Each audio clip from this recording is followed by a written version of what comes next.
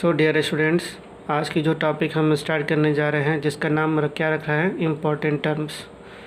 ये ऐसे important terms हैं जिनकी जानकारी के बाद वेक्टर अलजेब्रा आसान हो जाता है। तो उसमें जो पहला हेडिंग है वो क्या है, इक्वल वेक्टर्स। इक्वल वेक्टर्स को हम लोग स्टडी करेंगे। उसमें कहते हैं कि two vectors are said to be equal. दो वेक्टर्स क्या हो रहे हैं, इक्वल होंगे कब? They have the same magnitude and same direction. वो दोनों की दोनों क्या होंगे, सेम डायरेक्शन में होंगे और उनकी मैग्नीट्यूड क्या होगी, इक्वल होगी। ओके, मतलब ये हुआ कि अगर दो वेक्टर पैरेलल हों और सेम डायरेक्शन में हो और साथ में उनकी मैग्नीट्यूड भी इक्वल हो तो हम उन्हें क्या कह सकते हैं, इक्वल वेक्टर कह सकते हैं। सही है। अब है नेगेटिव वेक्टर। अब कौन सा वेक्टर में स्टडी करने जा रहे हैं, नेगेटिव ऑफ ए वेक्टर। इसमें क्या है, a vector is said to be negative. हम किसी वेक्टर को नेगेटिव क्यों कहेंगे, मतलब ये होता है कि सपोज़ करते हैं कि अगर आपको कोई वेक्टर ए दिया हुआ है और हमने उसमें क्या लगा दिया, नेगेटिव साइन लगा दिया या फिर उस वेक्टर को ही रिवर्स कर दिया। सपोज़ कीजिए आपको एक वेक्टर दिया हुआ है, हमने इसकी डायरेक्शन को रिवर्स कर दिया। सही है। तो अगर ये वेक्टर ए है तो ये क्या हो जाएगी, वेक्टर बी, बट ये कैसे होगा, माइनस वेक्टर ए होगा। This is called negative vector, या यही मतलब है किसका, नेगेटिव वेक्टर का। तो गिवन वेक्टर है तो हम कहते हैं कि a vector is said to be a negative of a given vector. यहाँ जो ये वेक्टर बी क्या है, नेगेटिव वेक्टर है, किसका, वेक्टर ए का। If its magnitude is the same, magnitude दोनों का क्या होगा, सेम होगा, as that of the given vector but direction is reverse. सिर्फ क्या होगी, डायरेक्शन ही रिवर्स हो जाती है। ओके स्टूडेंट, अब हम बात करते हैं किसकी, यूनिट वेक्टर की। तो यूनिट वेक्टर क्या है, unit vector is a vector having सिर्फ यूनिट मैग्नीट्यूड। उसके पास सिर्फ क्या होता है, यूनिट मैग्नीट्यूड होती है।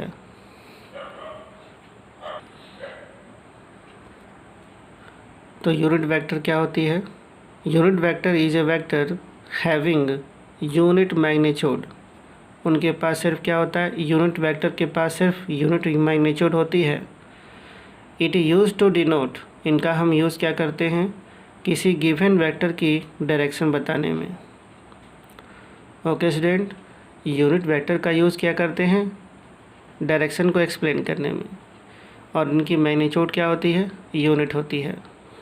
ओके, बाय द डेफिनेशन ये क्लियर होता है कि एक वेक्टर के पास क्या होता है, मैग्नीट्यूड होती है और डायरेक्शन होता है। एक वेक्टर के पास क्या होता है, मैग्नीट्यूड होता है और डायरेक्शन होता है। A cap is the direction of vector a. A cap क्या है, यूनिट वेक्टर है, और एक वेक्टर ए क्या है, गिवन वेक्टर है। तो वेक्टर ए की डायरेक्शन में ए कैप क्या है, एक यूनिट वेक्टर ए है। Vector unit vector is equal to vector A upon A. Clear हुआ? एक बार और समझाते हैं। ए कैप क्या है, वेक्टर ए की डायरेक्शन की यूनिट वेक्टर है। इस तरह से unit vector A is equal to vector A upon a. A यहाँ पर क्या है, मैग्नीट्यूड है। अब बात करते हैं फिक्स्ड वेक्टर की। फिक्स्ड वेक्टर क्या है, the vector whose initial point is fixed. A vector whose initial point is fixed is called a fixed vector. यानी कुछ ऐसे वेक्टर होते हैं जिनकी इनिशियल पॉइंट फिक्स होती है, हम उन्हें क्या कहते हैं, लोकलाइज्ड वेक्टर भी कहते हैं। इसका एक ही मतलब हुआ, जैसे कि हम बात करते हैं किसकी, जैसे अगर वो एक लोकलाइज्ड वेक्टर है, जैसे कि यहाँ पे फिक्स वेक्टर कहते हैं या फिर हम उसे लोकलाइज्ड वेक्टर कहते हैं।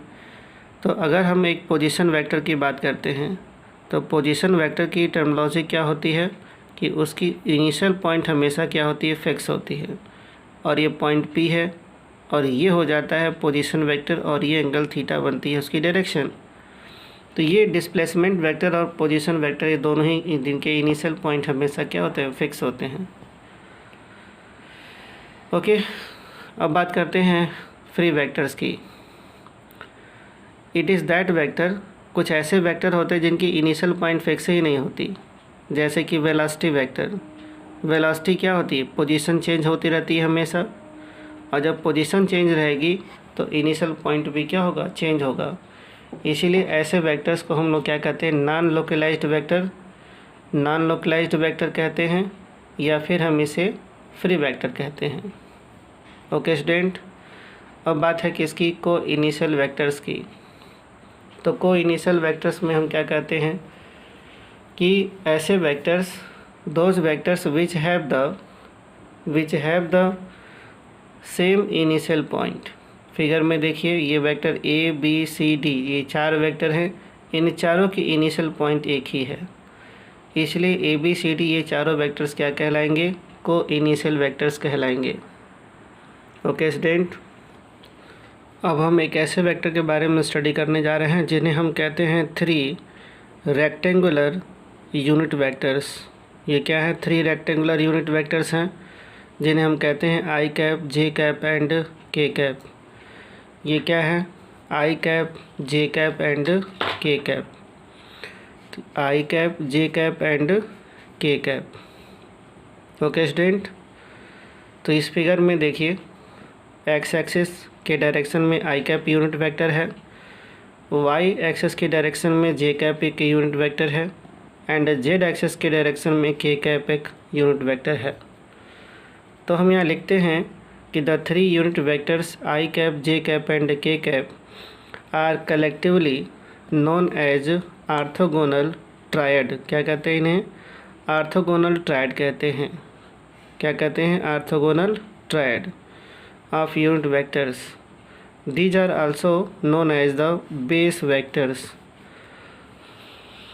हम इन्हें क्या कहते हैं? बेस वेक्टर्स भी कहते हैं। ओके स्टूडेंट, अब हम बात करते हैं किसकी? पोजीशन वेक्टर की। सही है। सो पोजीशन वेक्टर क्या होती है? सपोज कर लिए एक पॉइंट P है जिसकी कोऑर्डिनेट क्या हो गई? x, y। ओके, तो ओरिजिन के रेस्पेक्ट में इसकी जब हम डिस्टेंस बताते हैं तो यही क्या बन जाती है? Position vector. और जब इस एंगल थीटा को हम मेज़र करते हैं तो ये उस पोजीशन वेक्टर की डायरेक्शन बताती है। सो ओवरऑल हम क्या कह सकते हैं?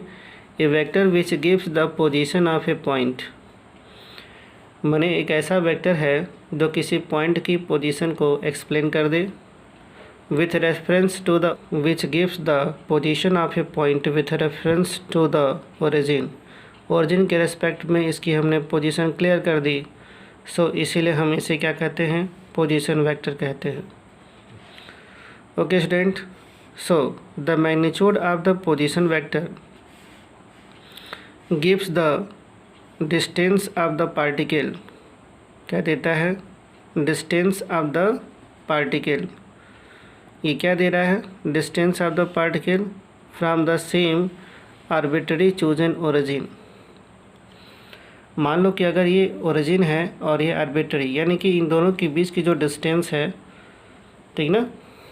सो vector R is equal to vector X plus vector Y. Okay, so vector R is equal to हो जाएगा X I cap along the X axis, Y J cap along the Y axis. तो इसकी magnitude क्या हो जाती है? Vector R is equal to under root X square plus Y square. Okay students, अब हम बात करते हैं किसकी? डिस्प्लेसमेंट वेक्टर की। तो डिस्प्लेसमेंट वेक्टर में क्या होता है? Listen again, it is a vector which gives the position of a point.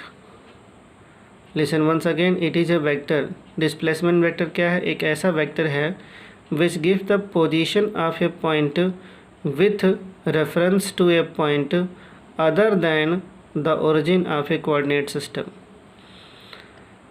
अब ये चीज़ कैसे है, आइए समझते हैं। ये रहा, मान लेते हैं कि पार्टिकल पहले इस पॉइंट P पर थी और उसने अपनी पोजीशन चेंज करके वो कहाँ पहुंच गया? Q पे। तो क्यू की नई जो पोजीशन वेक्टर है वो कौन सी होगी, R2, और पॉइंट P की जो पहले जो पोजीशन वेक्टर है वो क्या थी, R1। सही है। तो पोजीशन वेक्टर R1 के हेड में क्या है, इस चेंज इन द पोजीशन का क्या लगा हुआ है, ये वेक्टर का टेल लगा हुआ है। तो हम यूज़ करते हैं applying the triangle of vector addition. So vector R1 plus delta R is equal to R2, head and tail method से इस वेक्टर की हेड में इस वेक्टर का क्या लगा हुआ है, टेल लगा हुआ है। तो ये R2 क्या बनेगी, रिजल्टेंट हो जाती है। So vector R1 is equal to delta R is equal to R2। So delta R is equal to R2 minus R1। R2 minus R1 क्या है, change in the position vector. Clear है। तो ये अब बन जाती है आपकी डिस्प्लेसमेंट वेक्टर। अब हम लोग क्या स्टडी करने जा रहे हैं, zero vector. Okay student, so zero vector क्या होगा, ए जीरो और null vector is a vector. A zero या नल वेक्टर क्या है, काइंड ऑफ वेक्टर है दैट है जीरो मैग्नीट्यूड, उसकी मैग्नीट्यूड क्या होती है, जीरो होती है, एंड आर्बिट्रेरी डायरेक्शन, उसकी कोई डायरेक्शन फिक्स नहीं होती। Listen once again, zero vector में वेक्टर की मैग्नीट्यूड जीरो होती है और डायरेक्शन फिक्स नहीं होता। It is represented by zero. Okay, so properties of zero vectors, when a vector is added to zero vector we get the same vector. When a vector is added to zero vector we get the same vector। यानी अगर zero vector में कोई vector add कर दिया जाए तो vector में की प्रॉपर्टी में कोई चेंज नहीं होता। सही है। उसी तरह से अगर जीरो वेक्टर में कोई रियल नंबर मल्टीप्लाई कर दिया जाए, कह रहा है कि when a real number is multiplied by a zero, क्या देगा, जीरो वेक्टर। अगर ये रियल नंबर से मल्टीप्लाई भी कर दिया गया तो हमें ये वेक्टर क्या मिलेगा, जीरो वेक्टर ही मिलेगी। When vector is multiplied by A zero, अगर हमने किसी वेक्टर में जीरो से मल्टीप्लाई कर दिया तो वो एक जीरो वेक्टर हो जाती है। लिसन वंस अगेन, अगर किसी वेक्टर में हमने जीरो से मल्टीप्लाई कर दिया तो वो क्या बन जाएगा, जीरो वेक्टर हो जाएगा।